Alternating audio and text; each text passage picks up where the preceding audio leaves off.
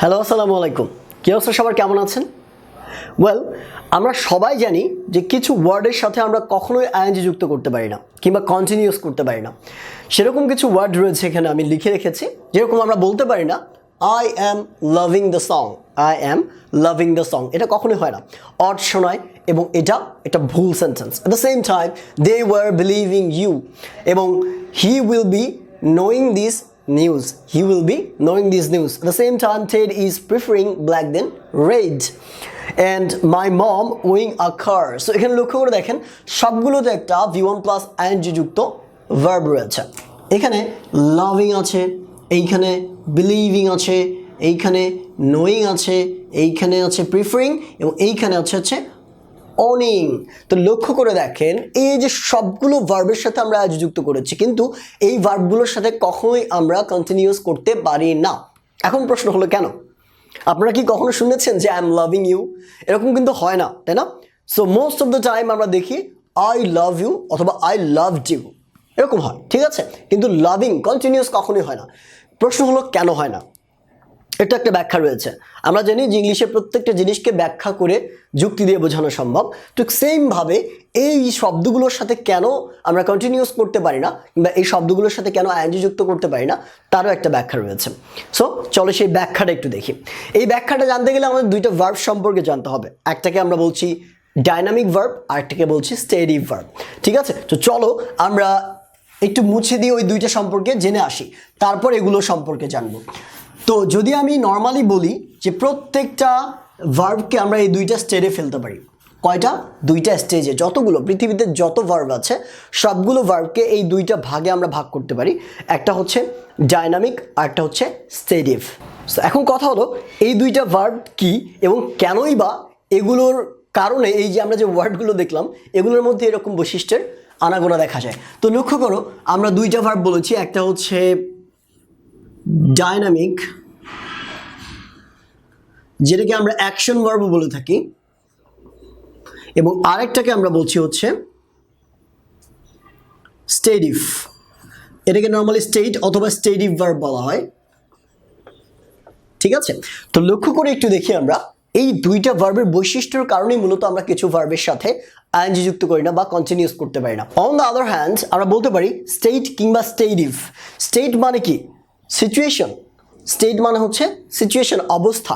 তার মানে স্টেডিভ ভার্বগুলো অবস্থাকে বর্ণনা করতে আমরা যেই ভার্বগুলো ব্যবহার করি বা সিচুয়েশন বর্ণনা করতে আমরা যেই ভার্বগুলো ব্যবহার করি তাকে বলা হয় স্টেডিভ ভার্ব।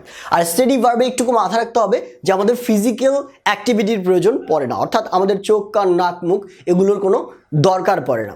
তো লক্ষ্য করে দেখো দুই ধরনের ভার্ব, একটাতে আমরা ফিজিক্যালি অ্যাকশন করছি, একটাতে ফিজিক্যাল অ্যাক্টিভিটির দরকার আছে আর একটাতে ফিজিক্যাল অ্যাক্টিভিটির দরকার নেই। তো মাথায় রাখবা এই ডাইনামিক ভার্বটা আমরা যত কন্টিনিউয়াস করি, যত ধরনের ভার্বের কন্টিনিউয়াস করি সবগুলো হয় এই ডাইনামিক কিংবা অ্যাকশন ভার্বের, কিন্তু স্টেট কিংবা স্টেডিভ ভার্বের কখনো কোনো কি হয় না, কন্টিনিউয়াস আমরা করতে পারি না। তার মানে স্টেট বা স্টেডিভ ভার্ব যতগুলো রয়েছে কোনোটারই আমরা কন্টিনিউয়াস করতে পারবো না, ঠিক আছে? তার মানে আমরা যদি বলি যে ডাইনামিক এবং স্টেডিভ ভার্বগুলো কোনগুলো একটু যদি দেখি তাহলে আর ক্লিয়ার হয়ে যাবে। দেখেন আমরা বলি না মেক, সো মেককে আমরা মেকিং করতে পারি, তাই না? তো লক্ষ্য করে দেখো মেক মানে কি? কোনো কিছু বানানো। তো এখানে কিন্তু হাত পা কোনো একটা কিছুর দরকার পড়ে, ফিজিক্যাল অ্যাক্টিভিটির দরকার পড়ে। তারপরে রয়েছে হচ্ছে গিভ, তাই না? তো এটাকে আমরা বলছি গিভিং, এটা কিন্তু কন্টিনিউয়াস হয়। তো দেখেন গিভ মানেও কি দেয়া, আমাদের হাতের দরকার পড়ছে। তো এরকম টক কথা বলা, ঠিক আছে? টক কথা বলা, ওয়াক হাঁটা, তারপর টেক।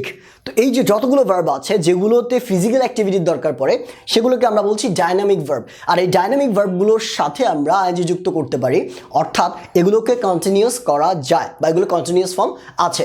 কিন্তু কিছু ভার্ব আছে যেগুলোকে আমরা কন্টিনিউয়াস করতে পারি না, যেগুলো স্টেটিভ ভার্ব। আমি কিন্তু প্রথমেই তোমাদের কিছু সেন্টেন্স লিখে দিয়েছিলাম। একটা সেন্টেন্স হচ্ছে যে যেমন লাভিং, তাই না? লাভিং আমরা বলতে পারি না, তো এখানে মেইন শব্দটা হচ্ছে লাভ, তাই না? আবার আছে কি নো, আবার আছে হচ্ছে ওন, আবার আছে হচ্ছে বিলিভ, তারপরে আছে ট্রাস্ট। সো লক্ষ্য করে দেখো এইখানে যে সেন্টেন্স যে ওয়ার্ডগুলো আমি লিখেছি এই কোনোটারই কিন্তু কি পড়ে না, ফিজিক্যাল কোনো কিছুর দরকার পড়ে না, ফিজিক্যাল অ্যাক্টিভিটির দরকার পড়ে না। যেরকম লাভ, ভালোবাসতে আমাদের হাত পা চোখ কান নাড়াচাড়া করতে হবে না। At the same time no, জানার ক্ষেত্রেও কিন্তু কোনো কিছুর দরকারই পড়ে না আমাদের। আপনি চুপচাপ দাঁড়া থাকলেও কিন্তু কোনো কিছু জানতে পারেন, ফিজিক্যাল কোনো অ্যাক্টিভিটির দরকার পড়ে না। ওন করা মানে কি? অধীনস্থ হওয়া, ঠিক আছে? অর্থাৎ আপনি কোনো কিছু ওন করছেন, কোনো কিছু অধীনস্থ করছেন, সেক্ষেত্রেও কিছু আপনার কোনো অ্যাক্টিভিটির দরকার পড়ে না। বিলিভের ক্ষেত্রেও পড়ে না। এরপর ট্রাস্ট, কাউকে বিশ্বাস করা, সেক্ষেত্রেও কিন্তু পড়ে না। তো এরকম ভার্ব কিন্তু অনেক রয়েছে, হাজার হাজার ভার্ব রয়েছে, যেই ভার্বগুলোর সাথে আমরা আইএনজি যুক্ত করি না। এবং এই ভার্বগুলোর সাথে কেন আইএনজি যুক্ত করি না? বিকজ এগুলো হচ্ছে স্টেডি ভার্ব, এগুলো কোনো সিচুয়েশনকে বর্ণনা করে, এগুলোর জন্য কোনো ফিজিক্যাল অ্যাক্টিভিটির দরকার পড়ে না। সো আই গেস আজকে পর থেকে আপনাদের কখনোই ভুল হবে না যে এই ভার্বগুলোর সাথে আমরা কেন আইএনজি যুক্ত করতে পারি না বা কন্টিনিউস করতে পারি না, এবং এটার ব্যাখ্যাটা ক্লিয়ারলি আপনারা এটার ব্যাখ্যাটা আপনারা আজকের পর থেকে ক্লিয়ারলি দিতে পারবেন। তার মানে আমি যদি সংক্ষেপে বলি, ডাইনামিক ভার্বের সাথে আমরা আইএনজি যুক্ত করতে পারবো, অর্থাৎ কন্টিনিউস করতে পারবো, কিন্তু স্টেডি ভার্বের সাথে আমরা আইএনজি যুক্ত করতে পারবো না বা কন্টিনিউস করতে পারবো না। সিম্পল। এবার আর একটা কোশ্চেন আছে, অ্যান্ড দ্যাট ইজ জাতির প্রশ্ন। ঠিক আছে, জাতির প্রশ্ন আমরা তো এগুলো দেখলাম, কিন্তু জাতির প্রশ্নটা হচ্ছে যে আমরা অনেক সময় জানি যে অক্সিলিয়ারি ভার্ব আছে, am, is, are, was, were, তাই না? এরকম আছে না? Have, has. তো এরকম আরো অনেক ভার্ব রয়েছে। এই ভার্বগুলোর সাথে কেন আমরা কন্টিনিউস করতে পারি না? যেমন অ্যাম আছে, অ্যামের সাথে কেন আমরা অ্যামিং বলি না? ইজিং কেন বলি না? ইজের সাথে আইএনজি কেন বলি না? ইজিং। আরিং কেন বলি না? যদি অনেক ফানি শোনায়। ওয়াজিং কেন বলি না? তো এইটার পিছনেও একটা রিজন রয়েছে, এগুলোকে কেন কন্টিনিউস করা যায় না? So that's another question for জাতির প্রশ্ন। সো পরবর্তী ভিডিওতে আমরা এই কোশ্চেনটা সলভ করব, কেন এটা হয় না, কেন আমরা করতে পারি না, এবং সেটা হবে একটা জাতির প্রশ্ন। সো আজকের ভিডিও পর্যন্তই। আল্লাহ হাফিজ।